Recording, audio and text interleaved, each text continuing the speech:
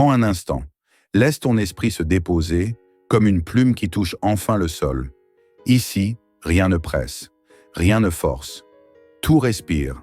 Imagine un lac calme au lever du jour. Une brume légère glisse à la surface. Le monde n'a pas encore prononcé son premier mot. Et toi, tu es là, au centre de ce silence précieux. Cette vidéo est un espace pour toi, un refuge intérieur, un moment pour reprendre possession de ce qui t'appartient. Ton souffle, ta présence, tes limites. Aujourd'hui, nous explorons une vérité simple, une vérité que l'on connaît tous intuitivement, mais que l'on oublie souvent dans le tumulte du quotidien. Ce que tu tolères devient ta prison. Chaque concession que tu fais contre toi-même, chaque chose que tu laisses passer juste pour aujourd'hui, chaque micro-sacrifice de ton respect, tisse lentement les barreaux invisibles d'une cage. Mais respirons encore, ralentissons, car comprendre cela, c'est commencer à ouvrir la porte. Dans cette première partie, je te propose de voyager vers l'intérieur, là où tout commence, là où la liberté naît, où s'éteint. Et avant d'aller plus loin, si tu sens déjà que cette atmosphère te fait du bien, si tu ressens que cette vidéo peut t'aider à t'élever doucement, alors prends une seconde, maintenant, pour liker, t'abonner à la chaîne, et peut-être même partager cette vidéo avec quelqu'un qui en a besoin. Un simple geste, mais qui nous aide à continuer ce travail profondément humain. Revenons à l'essentiel. Observe ta vie un instant.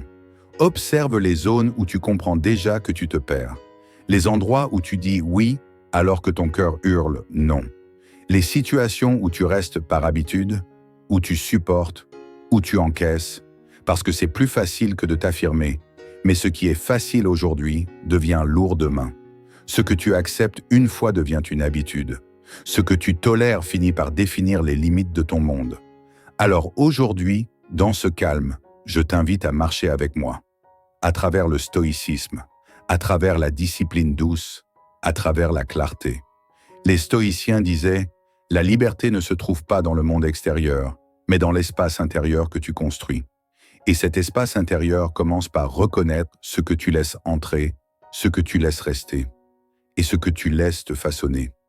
Ce n'est pas un combat, ce n'est pas une guerre, c'est un retour vers toi. Imagine encore le lac du début. Regarde-le se lisser complètement, comme si aucun vent n'était assez puissant pour troubler sa surface. Ce calme, ce silence, est aussi en toi, il suffit juste de le retrouver.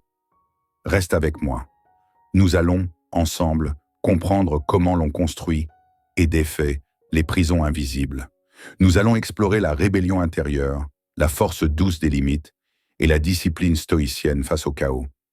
Ce voyage commence maintenant. Respire, écoute et laisse la lumière entrer. Respire à nouveau, lentement. Laisse l'air entrer et laisse partir ce qui pèse encore. Dans cette seconde étape, nous allons nous approcher d'une zone essentielle, celle que la plupart des gens évitent de regarder. La prison invisible que l'on construit sans s'en rendre compte, elle ne se voit pas. Elle ne fait pas de bruit. Elle ne se ferme pas avec un cadenas. Et pourtant, elle est parfois plus solide que n'importe quel mur de pierre. Cette prison commence par des détails minuscules, des tolérances trop faciles, des « ce n'est pas grave », des « je peux encaisser », des « ça ira mieux demain ». Chaque fois que tu acceptes quelque chose qui te blesse, chaque fois que tu te forces à sourire alors qu'à l'intérieur tout se ferme, chaque fois que tu étouffes ton instinct pour éviter un conflit, tu rajoutes un barreau invisiblement, silencieusement. Et au fil des semaines, des mois, des années, ce qui était un simple inconfort devient un espace étroit, où tu te tiens recroquevillé, à peine capable de respirer. Les stoïciens disaient que la véritable servitude est celle qu'on laisse s'installer en soi. Ce n'est pas une personne qui t'enferme. Ce n'est pas le monde. Ce n'est pas la vie. C'est la somme des petits abandons que tu t'imposes, en te disant que ce n'est rien. Mais ce n'est jamais rien. Chaque tolérance injuste pèse. Chaque compromis contre ton âme laisse une trace. Chaque silence là où tu aurais dû parler devient une marque d'usure. Observe maintenant ces zones-là dans ton existence. Pas pour te juger, mais pour te révéler à toi-même. Quels sont les endroits où tu te mens encore? Quels sont les gestes que tu fais par peur, par fatigue, par habitude? Il y a un moment où l'on réalise que ce que l'on laisse entrer commence à modeler nos murs intérieurs. Et dans ces murs, des portes se ferment, des chemins disparaissent, des horizons se rétrécissent.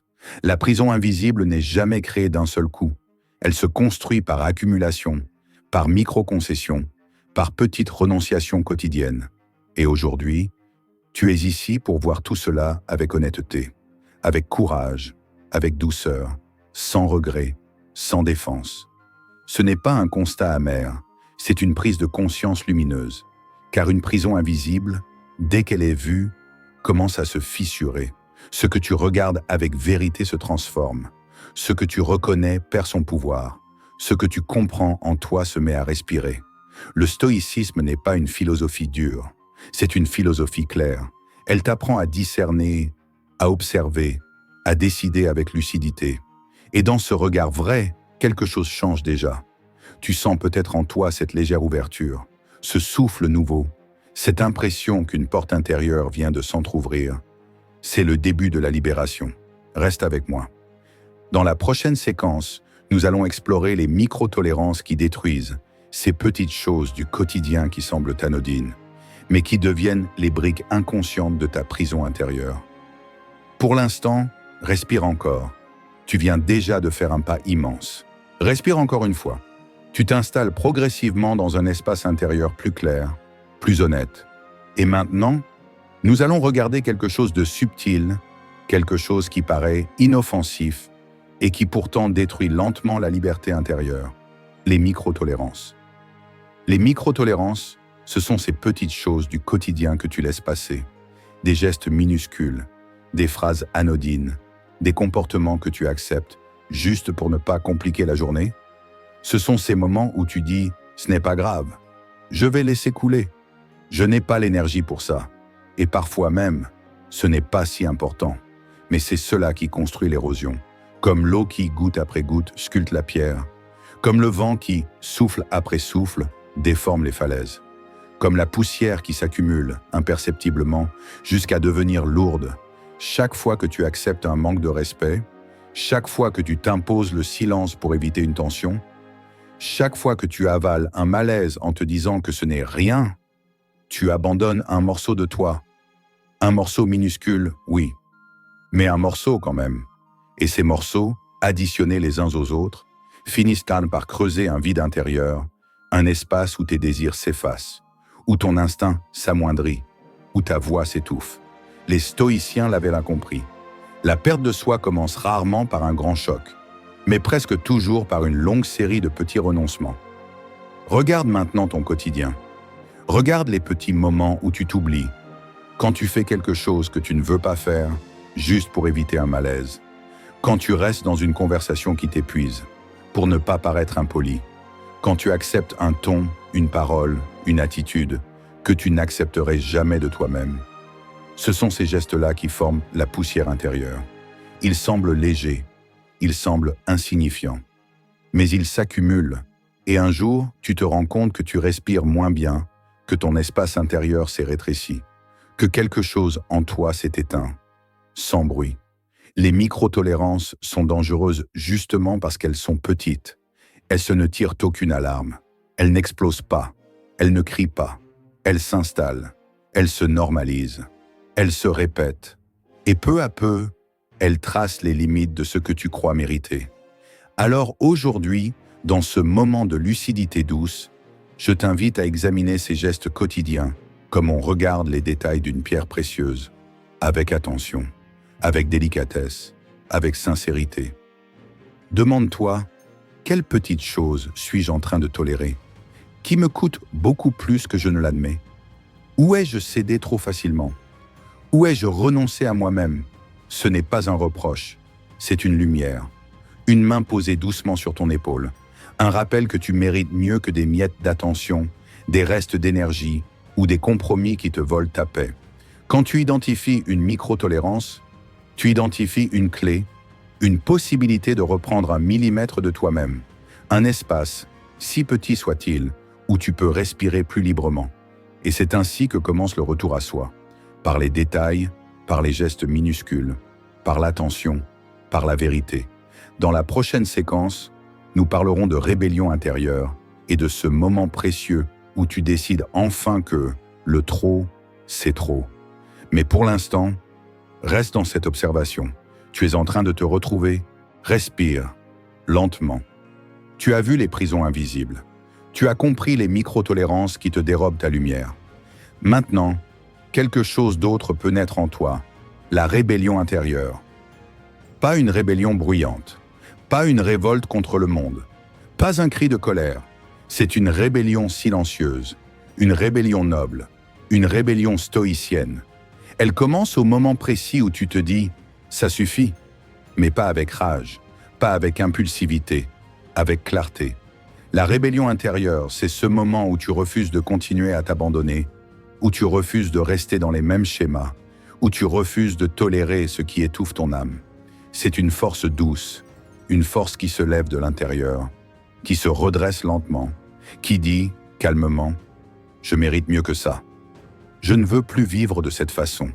Je choisis ma paix. » Les stoïciens ne parlaient pas de rébellion comme d'une explosion. Ils parlaient de maîtrise, de l'art sacré de reprendre sa souveraineté, de regarder un problème droit dans les yeux, sans trembler, et d'y apporter la décision juste. La vraie rébellion n'est pas tournée contre les autres. Elle est tournée vers toi. Elle consiste à devenir ton propre allié, ton propre protecteur, ton propre gardien. Elle commence dans l'ombre, dans ces moments silencieux où tu réalises que tu n'en peux plus d'être trop petit dans ta propre vie, que tu ne veux plus te contracter pour rassurer les autres, que tu ne veux plus t'éteindre pour éviter de déranger, que tu ne veux plus courber l'échine pour ne pas faire de vagues. La rébellion intérieure, c'est ce moment où tu reprends ton souffle, où tu redresses ton dos, où tu retrouves ta colonne vertébrale. Ce n'est pas spectaculaire, c'est intime, c'est discret, c'est sacré, et tu sens peut-être, là maintenant, que quelque chose en toi commence à se redresser, un fil intérieur qui se tend, une force qui remonte, une énergie qui dit « Je ne veux plus vivre sous le poids de mes anciennes tolérances. » Tu n'as pas besoin de crier, tu n'as pas besoin de te battre, tu n'as pas besoin de te justifier. La rébellion intérieure ne cherche pas l'approbation, elle cherche la vérité. C'est une décision silencieuse, un pivot, un recentrage, le début d'un nouveau mouvement. Ce mouvement te dit « Tu peux choisir, tu peux dire non, tu peux fermer une porte, tu peux changer une habitude, tu peux sortir d'un cycle, tu peux t'aimer assez pour arrêter de supporter l'insupportable. » Cette décision intérieure marque le début de ta libération. Elle n'a pas besoin d'être parfaite, elle n'a pas besoin d'être radicale, elle n'a besoin que d'être vraie. Dans la prochaine séquence, nous plongerons dans le pouvoir des limites personnelles, car la rébellion intérieure n'est que la première étincelle. Ensuite vient la structure, ensuite vient le cadre, ensuite vient la paix. Mais pour l'instant, savoure ce moment. Tu viens de te relever, tu viens de te retrouver, tu viens d'allumer un feu. Respire profondément. Tu viens de réveiller une force intérieure essentielle, celle de dire « assez ». Et maintenant, une nouvelle étape s'ouvre, celle où tu apprends à bâtir le cadre qui te protège, les limites personnelles. Les limites ne sont pas des murs, elles ne sont pas des barrières, elles ne sont pas un refus du monde. Elles sont une manière d'habiter ton existence avec respect. Elles sont une ligne douce qui dit « Voilà où je commence, voilà où je me respecte, voilà ce que je choisis de laisser entrer dans ma vie. » Les limites ne sont pas un acte d'opposition, elles sont un acte d'amour. Et pourtant, beaucoup de personnes les craignent. Elles ont peur de paraître dures, peur de décevoir, peur de perdre quelqu'un, peur d'être incomprises. Alors elles se laissent envahir, jusqu'à ne plus savoir où elles se situent. Mais un être sans limite est un être sans espace intérieur, sans refuge, sans direction, sans souveraineté. Les stoïciens le savaient, tu ne peux pas contrôler les autres, mais tu peux contrôler le cadre que tu offres à ta propre vie. Les limites ne sont pas là pour brimer ton cœur, elles sont là pour préserver sa noblesse. Elles sont là pour empêcher le chaos de s'infiltrer là où règne ta paix. Elles sont là pour te rappeler que ta dignité n'est pas négociable. Quand tu poses une limite, tu ne rejettes pas quelqu'un. Tu te choisis toi. Tu affirmes « Je mérite un espace où je peux respirer librement. » Et cet espace, ce territoire intérieur, personne d'autre que toi ne peut le définir. Une limite personnelle peut être une phrase simple. Je ne suis pas disponible pour ça. Je ne peux pas continuer dans ces conditions. J'ai besoin de respect. J'ai besoin d'honnêteté. J'ai besoin de calme. Elle peut être un geste, un retrait, un silence, un changement d'habitude, une modification dans ta manière de répondre. Chaque limite posée est une pierre solide dans la construction de ta paix intérieure. Chaque limite posée est une décision claire dans la construction de ton avenir. Chaque limite posée est un acte de maturité, un acte de force, un acte de foi en toi-même. Regarde un cercle tracé dans le sable. Il n'enferme rien, il ne bloque rien, il définit simplement un espace sacré, un espace qui t'appartient. Lorsque tu poses des limites, tu apprends au monde comment te traiter. Mais surtout, tu réapprends à toi-même comment tu mérites d'être traité et tu remarqueras quelque chose. Les personnes qui t'aiment vraiment respecteront tes limites. Les autres s'éloigneront et c'est une bénédiction. Tu n'as pas besoin de t'expliquer. Tu n'as pas besoin de convaincre. Tu n'as pas besoin de te justifier. Les limites ne sont pas un débat, elles sont une déclaration. Une déclaration de présence, une déclaration de valeur, une déclaration de souveraineté. Dans la prochaine séquence, nous parlerons de la discipline stoïcienne face au chaos, car une limite sans discipline est une intention fragile. Mais pour l'instant, laisse-toi ressentir la stabilité que tu viens de créer. Tu n'es plus en train de survivre, tu es en train de te structurer. Respire profondément. Les limites t'ont offert un cadre, un espace où tu peux enfin exister avec clarté. Et maintenant, un autre pilier essentiel apparaît, la discipline stoïcienne face au chaos. La discipline n'est pas une rigidité, elle n'est pas un enfermement, elle n'est pas une contrainte. Elle est une forme d'amour mature, une structure intérieure qui te protège du tumulte du monde. Les stoïciens vivaient dans un chaos permanent. Guerre, instabilité, peur, incertitude. Et pourtant, ils enseignaient ceci. Ce n'est pas le chaos qui te détruit, c'est le fait de lui donner les clés de ton esprit. Le chaos extérieur, tu ne peux pas toujours le contrôler. Les événements inattendus, tu ne peux pas les empêcher. Les réactions des autres, tu ne peux pas les prédire. Mais il y a une chose qui t'appartient entièrement, ta manière de répondre. La discipline stoïcienne n'est pas un effort forcé, c'est un choix répété, une posture intérieure, un engagement envers toi-même.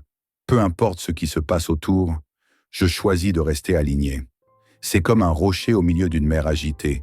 Les vagues frappent, le vent hurle, l'écume s'élève. Mais le rocher reste là, stable, ancré, simplement parce qu'il ne dépend pas de la tempête, mais de sa propre nature. Le chaos te teste, il vient secouer tes limites, il vient éprouver ta clarté, il vient questionner ton retour à toi. Et c'est précisément là que la discipline intervient. La discipline, c'est choisir ton souffle plutôt que ton impulsion. C'est choisir ton intention plutôt que ta réaction. C'est choisir ton axe plutôt que ton agitation. C'est te dire dans le tumulte, je me tiens debout. Je reste fidèle à ma valeur. Je ne cède pas à l'orage intérieur que le chaos veut créer. La discipline stoïcienne, c'est apprendre à ne pas confondre l'extérieur et l'intérieur. Ce qui se passe autour de toi n'a pas à devenir ce qui se passe en toi. Tu peux traverser une journée difficile sans devenir une personne dure. Tu peux faire face au bruit sans perdre ton silence intérieur. Tu peux vivre des imprévus sans perdre ton axe. C'est cela la maîtrise, la vraie force, la vraie liberté. Les stoïciens disaient également, le chaos n'est pas ton ennemi, il est ton miroir. Il montre ce qui vacille encore en toi, ce qui demande encore de la clarté, ce qui nécessite encore de l'amour, ce qui mérite encore de la discipline. Chaque fois que tu restes calme dans la tempête, tu renforces cette capacité intérieure. Chaque fois que tu refuses de réagir dans la précipitation, tu te renforces. Chaque fois que tu choisis la paix au lieu de l'émotion brute, tu deviens plus grand que ton chaos et tu remarqueras alors quelque chose de beau. La discipline n'est plus un effort. Elle devient ta nature. Elle devient ton refuge. Elle devient ton style de vie. Dans la prochaine séquence, nous parlerons de la discipline stoïcienne face au chaos, car une limite sans discipline est une intention fragile. Mais pour l'instant, laisse-toi ressentir la stabilité que tu viens de créer. Tu n'es plus en train de survivre, tu es en train de te structurer. Respire doucement. Tu viens de traverser le chaos avec discipline, et ce que tu as trouvé là Au centre, c'est un espace stable, un espace clair, un espace qui t'appartient. Maintenant, nous allons parler de ce qui donne sens à ce cadre, l'amour de soi. L'amour de soi, ce n'est pas de l'arrogance, ce n'est pas de l'ego, ce n'est pas une affirmation bruyante. C'est un état intérieur, une présence douce, une manière de te traiter avec respect, constance et vérité. Les stoïciens disaient « Tu dois être ton premier ami, sinon tu deviens ton premier ennemi. Si tu ne t'aimes pas assez, tu tolères trop. Tu acceptes des choses qui te blessent. Tu t'excuses d'exister. Tu te tords pour convenir. Tu te retires pour éviter. Tu te diminues pour rassurer. Mais lorsque l'amour de soi revient, tout change. Ce que tu acceptes change. Ce que tu permets change. Ce que tu veux change. Ce que tu oses change. L'amour de soi, ce n'est pas un sentiment. C'est une posture. C'est te dire « Je mérite de me parler avec douceur. Je mérite de m'écouter. Je mérite de me protéger. Je mérite de ne pas me trahir. » Et quand tu te traites de cette manière-là, le monde s'aligne. Les relations s'épurent. Les mauvaises habitudes tombent d'elles-mêmes. Les choix deviennent plus simples. Les limites deviennent naturelles. Parce que l'amour de soi crée des racines solides, des racines profondes. Regarde un arbre. Ce n'est pas le vent qui le fait tenir. Ce n'est pas la pluie. Ce n'est pas le soleil. C'est la profondeur de ses racines. Ce qui n'est pas visible, mais ce qui porte tout. L'amour de soi fonctionne exactement de la même manière. Il ne se voit pas à l'extérieur, mais tout ce qui se voit en découle. Quand tu t'aimes assez, tu ne cours plus après. Tu ne prouves plus. Tu ne mendis plus. Tu ne surjoues plus. Tu n'implores plus ce qui ne veut pas te voir. Quand tu t'aimes assez, tu deviens un espace sûr pour toi-même. Une terre stable, une présence fiable, un refuge intérieur. Et de là, tout se construit différemment. Tu deviens capable de dire non sans culpabilité, parce que ton oui devient authentique. Tu deviens capable de partir quand on te manque de respect, parce que tu sais ce que tu vaux.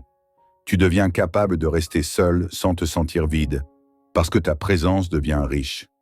L'amour de soi n'est pas une émotion, c'est un engagement. Un pacte silencieux, une manière d'être. C'est regarder tes failles sans te juger, c'est accepter ton histoire sans te diminuer. C'est avancer même quand tu doutes. C'est prendre soin de toi comme tu le ferais pour quelqu'un que tu aimes profondément. Il n'y a rien de plus stoïcien, rien de plus noble, rien de plus puissant que l'amour de soi véritable. Car celui qui s'aime assez ne se trahit plus, ne s'abandonne plus, ne se perd plus. Dans la prochaine séquence, nous parlerons de libérer ce qui n'est plus pour toi, car l'amour de soi ouvre une porte essentielle, celle de laisser partir ce qui n'est pas aligné. Mais avant cela, laisse-toi envelopper par cette idée. Tu mérites l'amour que tu cherches, tu mérites la paix que tu poursuis, tu mérites ton propre respect et tu mérites de te choisir. Respire encore une fois, doucement, profondément. Tu viens d'explorer l'amour de soi et maintenant apparaît une étape naturelle, une étape souvent difficile mais essentielle. Libérer ce qui n'est plus pour toi. Ce moment est délicat. Il demande de la lucidité, du courage et surtout de la tendresse envers soi-même. Tu n'es pas censé garder tout ce que la vie t'a donné. Tu n'es pas censé porter ce qui t'épuise. Tu n'es pas censé conserver ce qui t'abîme. Tu n'es pas censé t'accrocher à ce qui t'éteint. Les stoïciens nous rappelaient « ce que tu tiens trop fort finit par te tenir ». Et c'est vrai, ce que tu retiens, te retient. Ce que tu refuses de laisser partir, te refuse l'espace pour grandir. Parfois, ce qui doit être libéré n'est pas une personne. C'est une habitude, une peur, une croyance, une version ancienne de toi-même qui ne correspond plus à ce que tu deviens. Libérer ne signifie pas perdre. Libérer signifie faire de la place. Faire de la place pour de nouveaux choix, de nouveaux horizons, de nouvelles forces, de nouvelles rencontres, de nouvelles possibilités. Comme un arbre qui laisse tomber ses feuilles, tu n'as pas à te battre, tu n'as pas à t'expliquer, tu n'as pas à justifier ton besoin de légèreté. La nature ne demande pas la permission pour se transformer. Elle évolue simplement, par nécessité, par vérité. Toi aussi, tu as le droit de te transformer, le droit de te détacher, le droit de fermer une porte, le droit de choisir un chemin plus sain. Libérer ce qui n'est plus pour toi, C'est accepter que tout ne doit pas être réparé, que tout ne doit pas être retenu, que tout ne doit pas être sauvé. Certains liens se terminent naturellement. Certains chapitres se ferment sans bruit. Certains chemins se séparent avec douceur. Et c'est parfaitement naturel. Quand tu retiens ce qui veut partir, tu te bloques. Quand tu retiens ce qui te tire vers le bas, tu t'alourdis. Quand tu retiens ce qui ne t'aime pas, tu te blesses. Mais quand tu laisses aller, quand tu ouvres la main, quand tu desserres la peur, quelque chose de magique se produit. Tu te retrouves. Tu regagnes ton énergie. Tu retrouves ta clarté. Tu récupères ta dignité. Tu redeviens toi. La libération n'est pas un acte brutal. C'est un geste subtil. Parfois, c'est un souffle. Parfois, c'est une décision silencieuse. Parfois, c'est une simple phrase intérieure. Je suis prêt. Je suis prête. Je me choisis. Et ce choix-là, change tout. Laisse venir à toi ce qui te correspond. Et laisse partir ce qui t'entrave. C'est ainsi que l'on grandit. C'est ainsi que l'on s'allège. C'est ainsi que l'on s'élève. Dans la prochaine séquence, nous verrons comment redevenir l'auteur de ta vie, comment reprendre la plume de ton histoire, comment redevenir le créateur de ton chemin. Mais pour l'instant, respire, observe et laisse doucement s'éloigner ce qui n'a plus sa place dans ton présent. Respire encore une fois, longuement, profondément. Tu viens de libérer ce qui n'était plus pour toi. Et à cet instant précis, quelque chose de précieux apparaît. Un espace neuf, un espace clair, un espace ouvert. Cet espace, c'est l'endroit où tu redeviens l'auteur de ta vie. Depuis trop longtemps peut-être, tu vivais au rythme des attentes des autres, au rythme des peurs, au rythme des « il faut », des « je dois », des « on attend de moi ». Mais la vérité que tu redécouvres maintenant, c'est que ta vie t'appartient et que personne d'autre que toi ne peut tenir la plume de ton histoire. Les stoïciens étaient mais clairs. Tu ne contrôles pas le monde, mais tu contrôles ce que tu décides d'écrire en toi. Tu as l'encre, tu as la page, tu as le souffle, tu as la liberté.